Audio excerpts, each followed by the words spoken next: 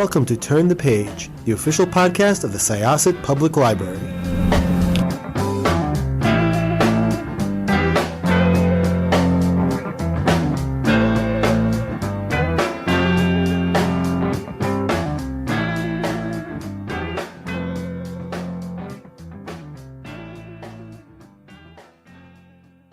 Welcome to Syosset's Turn the Page podcast. This is Jessikah. I am your host today with an author who we've had here a bunch of times before. Her books are always super fun, twisty thrillers, just how I like them. But Leah Konen, Keep Your Friends Close is my favorite of your books so far. So welcome. I can't wait to talk to you about it. Thank you so much for having me back. It's been so fun to be able to chat with you and the community for each book. And I'm so happy to hear that you really enjoyed this one.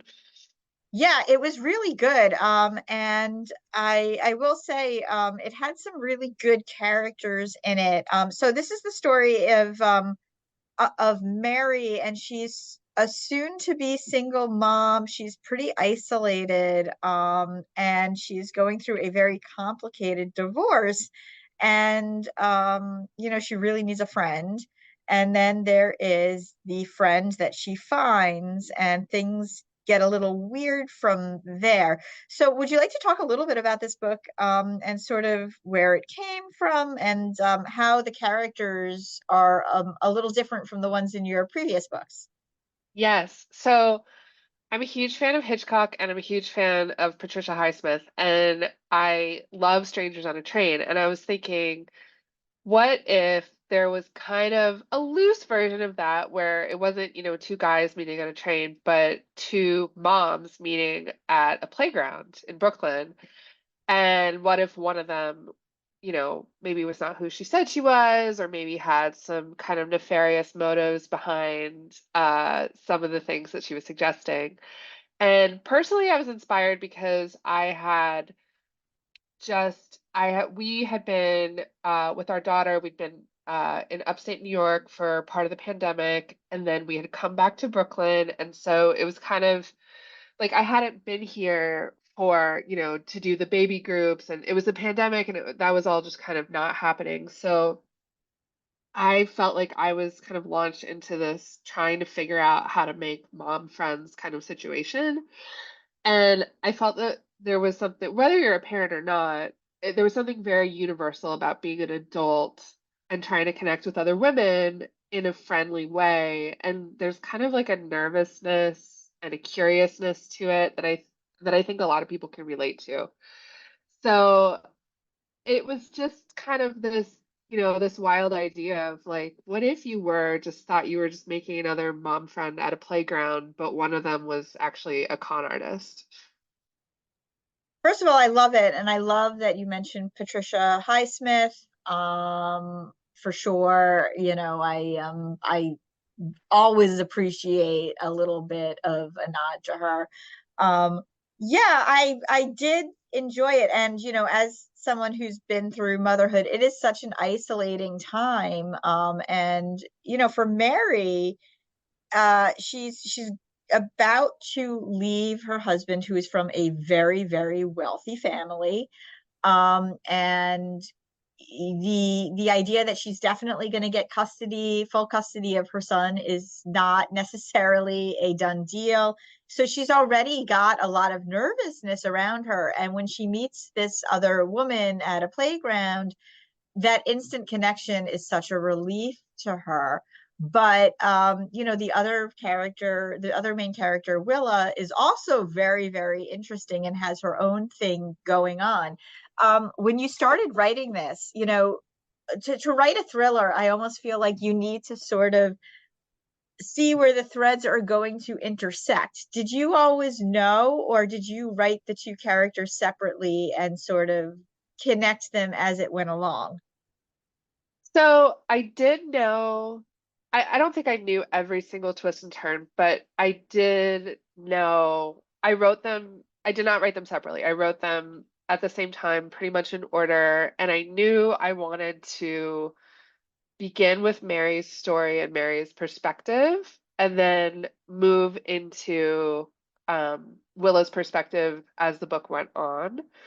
And because in addition to the two narrators, there is also a now then thing happening where we kind of start the book in August in upstate New York, but we're flashing back to what had happened the previous spring uh, in Brooklyn. And so it kind of was, it's funny. I told a friend, like, if I had just, when I kind of look back at what all had happened, it does feel like if I set out to write it with all these timelines and points of view, a bit overwhelming. But I had a loose idea of how I was going to go through, and then each new section of the book, kind of when I got to it, I kind of parsed it out and figured out kind of how I was going to put the pieces together. So the family that Mary is leaving, they were very interesting. And that in and of itself, like I think you kind of hit on something there where it's like, well, it was claustrophobic for her there too, because you think like, okay, she was from, she did not come from a wealthy family herself. She married George, and you have that feeling of like, oh, you're never going to have to worry about money again. I'm going to have a child with this person. And then you kind of don't realize some of the unwritten words to certain families that are very affluent, and that in and of itself was very isolating, which I found really interesting, that Mary was looking for an escape in Willa. um I really don't want to give too much away, but their connection, it felt so natural. But she was like running from one trap to another. um how was that writing process for you? Were you really, did you find that you were really able to get into her head space? Into Willa's head or Mary's? Well, Mary's, but Okay. Willa's a little bit, I think like Willa's a little bit more complicated Yeah, even. she's a She's, loose yeah, cannon she's coming for at it sure. completely different angle.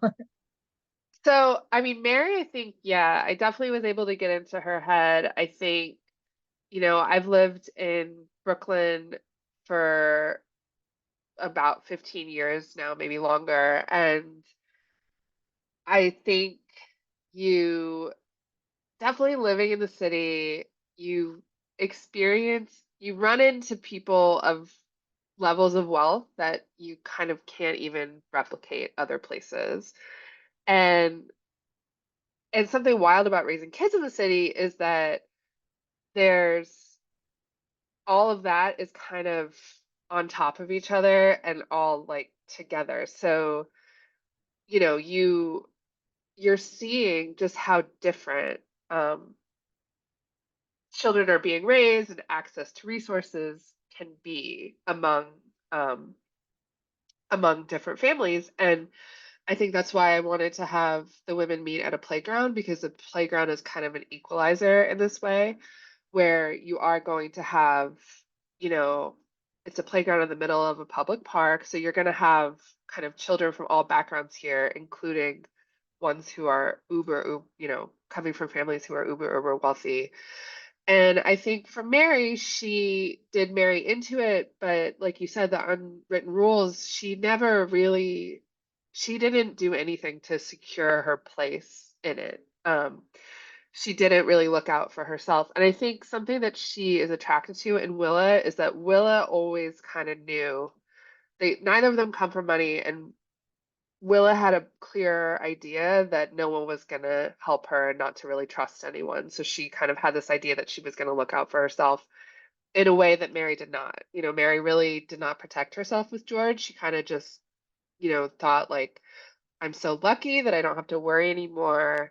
And here I am in this family. But she never really considered what would happen if she wasn't able to remain in that marriage. And when the book begins, she's kind of decided that for many reasons, she's not able to stay with George. And so it's kind of, for her, it's kind of a David and Goliath battle, because she just does not have the resources to go up against this family, and she's not acting in the way that they approve of by choosing to leave, by wanting to, she wants to take her son out of the city and to closer to where she grew up, in upstate New York. And she's not playing the game and following the rules anymore. And so George and his family are kind of using that to punish her. And I think Willa, for all her flaws, does kind of open Mary's eyes to that a bit. Yeah, she really does. And there is like a few, like, again, I don't want to talk too much about it, but there are moments where, you are looking at Willa through Mary's eyes, and you're just like, this is somebody, when she makes a comment like, I can't be bought. There's a lot of subtext to that, because as you mentioned before, there's a con going on, but there's also like just a lot of freedom in kind of seeing that because you think that if you're financially stable, you can't be bought, quote unquote, but again, there are these unwritten rules, and it does play very much into Mary's mind. But at the same time, again, Mary she really, really needs a friend. And we haven't even talked about the fact that she lost a friend. Mary was really close friends with her ex-sister-in-law, who was married to George's brother. Yes. And I think so. I think Cassandra, who's the sister-in-law, I think she's interesting too, because she's yet another woman who came from a background that was not these kind of astronomical levels of wealth as George and his brother's family are. And so it's kind of a story of these three different women. Cassandra's not a main character, but she does play into it. Cassandra, Mary, and Willa are all kind of on the outside of this circle of wealth, and they're all ostracized from it in different ways, and they're all trying to secure their futures without giving up their freedom and without just kind of letting these men in their lives get away with things.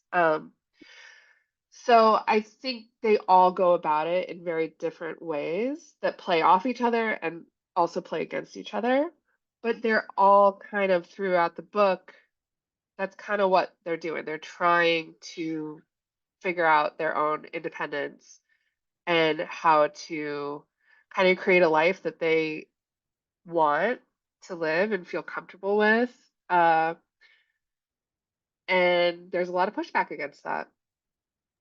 What was the most fun part of writing this story? Ah, I loved writing this book. I really did. I think so. There's a whole jewelry element. There's a jewelry angle. Without giving too much away, there is some very extremely valuable jewelry that belonged to Cassandra, the sister-in-law, that has kind of gone missing, and is being used as a little bit of a wedge, between some of the members of the family. So I don't know, like it was just so fun to just imagine. I don't certainly don't have any pieces like this. I never would. So it was kind of fun to just like be writing these scenes of this spectacular jewelry and like, researching it and kind of seeing how kind of what it's like, imagining what it's like to live in this world. And I think, some of it was based on my own experience where I would be working in, I was working at this is years ago, but I was working at an ad agency in Manhattan, and there would be people who were wearing like these Cartier love bracelets, and those bracelets figure prominently in the book, and they just wear them to the office. There was one woman who wore like three of them at a time. And I just, I was curious one day, I just looked it up, and I was shocked to realize that each of these bracelets can cost like five to $10,000 a piece.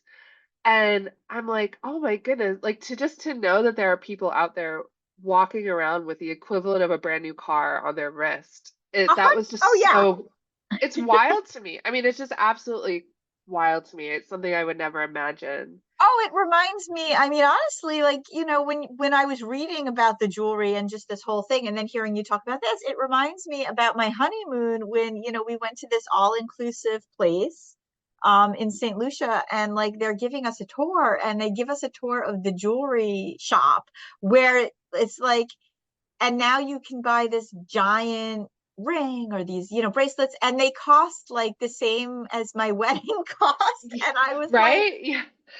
what? Who does this? But I guess people do. But like you were saying, like that's kind of what was in my mind when I was reading the whole thing about the jewelry. Because you're right, I guess to a family like George's, when you talk about meeting people who have all this wealth, and like you like even people who are comfortable just cannot fathom it. Like it's beyond anything you can imagine. Exactly. It's a different level. Like it's, there's comfort and there's certainly access to money and resources that a lot of people have. And but then there's a level beyond.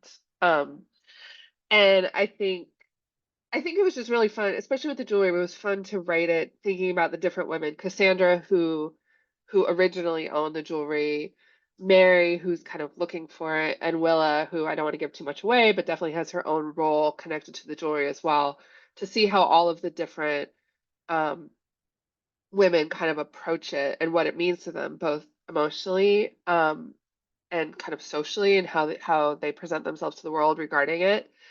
But ultimately, financially, because what we're talking about is a trove of jewelry that is worth over $100,000, which is something that most of us could never, ever, ever imagine, myself included. And so it it's at the end of the day, the jewelry, as beautiful and glamorous as it is, the jewelry really is it's money and it's financial freedom the exact kind of freedom that these women are after.